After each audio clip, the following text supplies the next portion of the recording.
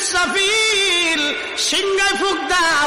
আল্লাহর এই ফেরেশতা সিংহা হাতে নিয়ে মুখের কাছে নিয়ে আল্লাহর আরশে মুআল্লার দিকে তাকায় থাকে, একটা সেকেন্ডের জন্য এদিক আর ওদিক করে না।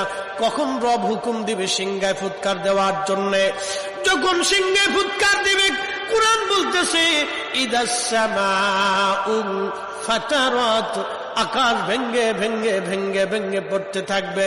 ওয়া ইদাল কাওয়াকিবু তাসারাত, সমগ্র নক্ষত্রগুলি ভেঙ্গে ভেঙ্গে ভেঙ্গে ভেঙ্গে পড়তে থাকবে। ওয়া ইদাল বিহারু ফুজ্জিরাত, সমুদ্রের তলদেশ উদ্দোলিত হয়ে যাবে, সমগ্র পানিগুলি পৃথিবীর উপরে আছার মারবে, আর ধুয়ে পাইলে সব পৃথিবীবাসীকে নিয়ে যাওয়া হবে। ওয়া ইদাল কুবুরু বুসিরাত,